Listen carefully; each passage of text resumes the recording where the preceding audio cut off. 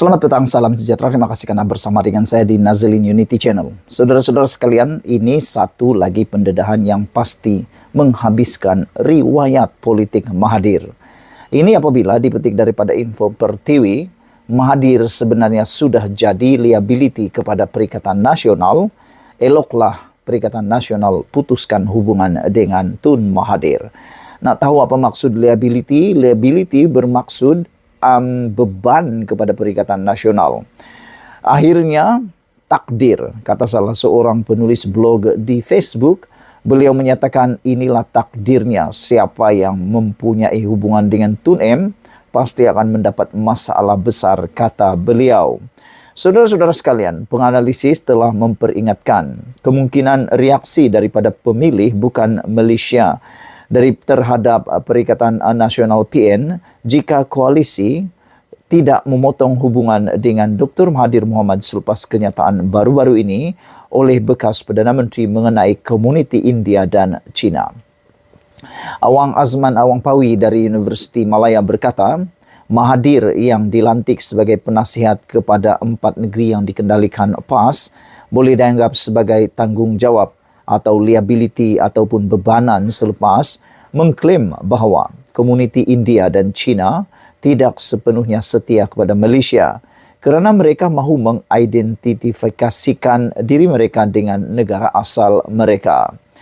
Jika PN tidak mengambil tindakan terhadap Mahathir dengan mengakhiri kerjasama mereka, ia merupakan bukti bahawa koalisi mahu Mahathir terus bekerjasama dengan mereka untuk meningkatkan perasaan Malaysia tanpa peduli tentang sensitivisi kaum lain, katanya lagi. Jika ini berlaku, saya percaya Perikatan Nasional akan menghadapi penolakan yang semakin meningkat. Pengumuman beliau juga berkata bahawa Mahathir yang mengetuai negara 2 kali ini dilihat sebagai orang yang tidak sensitif.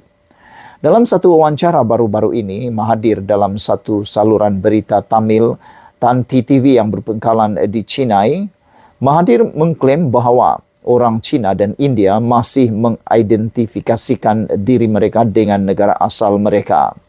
Kata Tun Mahathir, mereka tidak bercakap bahasa tempatan sama sekali. Mereka mempunyai sekolah sendiri, bahasa mereka sendiri, budaya mereka sendiri. Jadi mereka berbeza daripada orang asal yang menubuhkan negara ini, katanya lagi. Apabila tuan rumah mencatat bahawa selain berbahasa Tamil, orang India Malaysia juga berbicara Melayu dan berkomitmen kepada Malaysia, Mahathir menjawab, orang India Malaysia tidak berbicara bahasa Melayu sebagai bahasa rumah mereka, mereka boleh bercakap Tamil. Mahathir juga menyebut orang China dan India sebagai penghuni dengan mengatakan mereka tidak boleh mengklaim bahawa Malaysia adalah milik mereka. Beliau menambah bahawa mereka perlu menyerap budaya Malaysia dan menjadi Melayu jika mahu mengklaim negara itu milik mereka. Mazlan Ari dari Universiti Teknologi Malaysia bersetuju bahawa penyataan Mahathir akan memberi kesan kepada koalisi Perikatan Nasional yang dipimpin oleh Muhyiddin Yassin. Beliau menambah bahawa Perikatan Nasional tidak akan terjejas secara berlebihan jika ia memotong hubungan dengan Mahathir Mohamad kerana dia tidak lagi mempunyai kawalan yang signifikan pada politik negara ini. Mahathir masih mempunyai pengaruh terutamanya di kalangan rakyat Malaysia tetapi ia tidak kuat seperti sebelum ini, katanya. Tanpa bersetuju dengan gabungan Perikatan Nasional utama seperti Pakatan Harapan Barisan Nasional atau PN, parti politik yang dipimpin oleh Mahathir tidak boleh memenangi kerusi apalagi membentuk kerajaan. Katanya merujuk kepada kekalahan gerakan Tanah Air GTA di setiap kerusi yang dipertandingkan dalam pilihan raya umum 2022. Mahathir sendiri gagal mengekalkan kerusi Parlimen Langkawi sehingga kehilangan depositnya juga.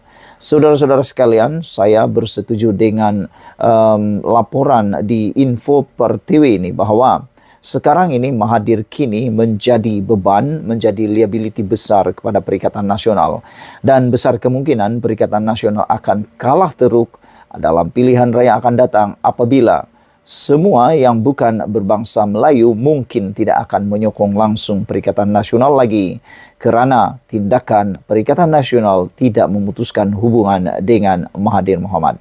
Apabila pendapat anda semua, jangan lupa tinggalkan komen anda, tekan butang subscribe. Kita jumpa lagi. Bye-bye.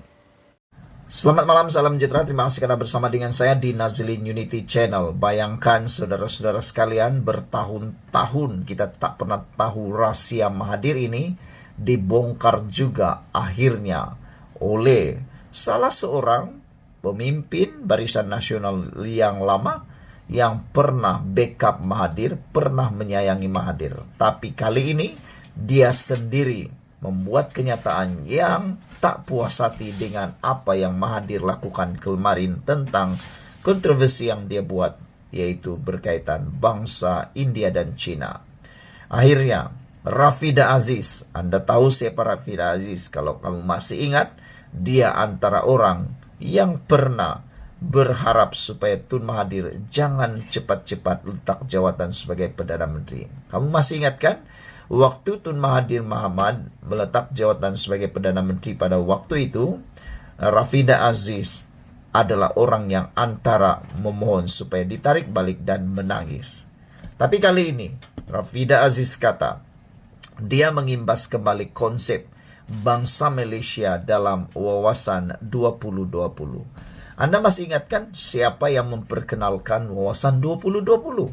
Siapa lagi kalau bukan Tun Mahathir? Tapi tak tahulah Tun Mahathir terlupa, sengaja lupa atau buat lupa tentang wawasan 2020 yang dia perkenalkan sendiri. Pada tahun 1991, Perdana Menteri ketika itu yaitu Dr. Mahathir memperkenalkan wawasan 2020 yang digagaskannya antara lain untuk mewujudkan sebuah negara Malaysia yang bersatu menerusi konsep bangsa Malaysia. Rafiza Aziz yang berkhidmat sebagai menteri selama lebih 2 dekad di bawah pentadbiran Dr. Mahathir mengimbas kembali betapa wawasan itu merangkumi kepelbagai kaum dan asal keturunan seluruh rakyat Malaysia. Kini, sudah 2024. Marilah kita terus menghormati kepelbagaian kita dan menerimanya sepenuh hati. Marilah kita bersatu dan terus membina Malaysia yang lebih kuat, berdaya saing dan dihormati, dan tidak membenarkan unsur politik menyebabkan perpecahan di kalangan kita, kata beliau lagi. Kenyataan itu dikeluarkan ketika Dr. Mahathir sedang mempertikaikan kesetiaan orang Cina dan India di Malaysia. Tanpa menyebut sebarang nama, Rafida membangkitkan ada pihak yang menyuarakan pandangan berkenan siapakah orang Malaysia. Negara kita sudah merdeka daripada penjajah selama 67 tahun dan telah menjadi Malaysia yang bersatu selama lebih 60 tahun. Warganya adalah orang Malaysia. Mungkin inilah masanya kita benar-benar bersama dengan solidariti sebagai orang Malaysia yang bersatu, menghormati dan menerima kepelbagaian di kalangan kita, katanya. Katanya lagi, tiada keperluan untuk orang Malaysia mempersoalkan satu sama lain berkenan kesetiaan dan rasa cinta kepada negara. Malah, mereka yang memberi kaiban kepada negara dan menyebabkan rasa tidak hormat orang lain kepada Malaysia tidak peduli terhadap imej baik negara. Dia juga menyuarakan penghargaan kepada warga Malaysia termasuk golongan muda yang menghancurkan nama negara menerusi pencapaian mereka terutama di pentas dunia. Mereka melakukannya sebagai warga Malaysia dan ada yang mencapainya tanpa bantuan keuangan kerajaan. Namun mereka kekal sebagai orang Malaysia, katanya. Mahathir yang meletakkan jawatan sebagai Perdana Menteri kali kedua pada tahun 2020 tahun sama, dia mengharapkan wawasannya tercapai. Memang tidak asing dengan kenyataan-kenyataan yang kontroversi. Wawasan 2020 menggariskan 9 cabaran untuk Malaysia, termasuk untuk mewujudkan masyarakat yang matang, liberal dan bertoleransi. Selepas tewas pada PRU 2022, Mahathir dilihat mula berpihak kepada pembangkang dan kian kerap menyentuh isu berkaitan kaum dan agama. Beberapa komen di ruangan Malaysia kini bercakap tentang ini ialah politik bergantung kepada budaya, kata Jimmy Page. Saudara-saudara sekalian, kat Malaysia budaya orang Melayu menguasai Malaysia. Oleh sebab itulah, kata beliau, kita bersyukur kerana Malaysia ini mempunyai perpaduan yang kuat. Black Hawk kata, wahai walaun, hadam baik-baik imbasan memori Rafidah Aziz ini dan 9 cabaran dalam Wawasan 2020 oleh Tun Mahathir. Antaranya, mewujudkan masyarakat yang matang, liberal dan bertoleransi. Jadi, yang kamu label Datuk Seri Anwar Ibrahim sebagai liberal dan kamu puja Tun Mahathir sebagai pejuang totok Melayu, ingat-ingatlah, negara liberal adalah cita-cita Tun Mahathir dalam Wawasan 2020. Black Hawk menulis panjang lebar. Kata beliau, Tun Mahathir macam biasa. Bila tersepit, dia mencari kawan yang boleh ditunggangnya. Saya masih ingat, kata Black Hawk. Saya masih ingat ketika dia berusaha menjatuhkan Datuk Seri Najib. Dia tahu dia tiada kekuatan untuk menewaskan Datuk Seri Najib. Maka dia menghidu peluang menunggang Pakatan Harapan ketika Datuk Seri Anwar Ibrahim masih di penjara. Oleh sebab itulah, tanpa persetujuan Datuk Seri Anwar Ibrahim, Tun Mahathir tak mungkin akan dapat bergabung dengan PH. Maka dia sanggup dengan muka tak malu merayu kepada Datuk Seri Anwar Ibrahim, sanggup menemui Datuk Seri Anwar Ibrahim di mahkamah dengan sifat pemaaf Datuk Seri Anwar Ibrahim. Dia membenarkan Tun Mahathir bersama Pakatan Harapan PH. Akhirnya Pakatan Harapan PH menang tipis dan berjaya membentuk kerajaan pusat. Lepas dia menumbangkan Datuk Seri Najib, apa yang Tun buat? Dia pasang Azmin dalam PKR cuba sailang jawatan Presiden. Pada masa yang sama, dia mula operasi memusnahkan UMNO dengan percubaan mengharamkan UMNO. Nasib baik, niat jahat itu telah dapat dihidu dan dihalang oleh Datuk Seri Anwar Ibrahim dan Rafizi Ramli. Janji penyerahan jawatan Perdana Menteri kepada Datuk Seri Anwar Ibrahim tidak ditepati. Jadi begitulah kelicikan orang tua berusia 99 tahun ini.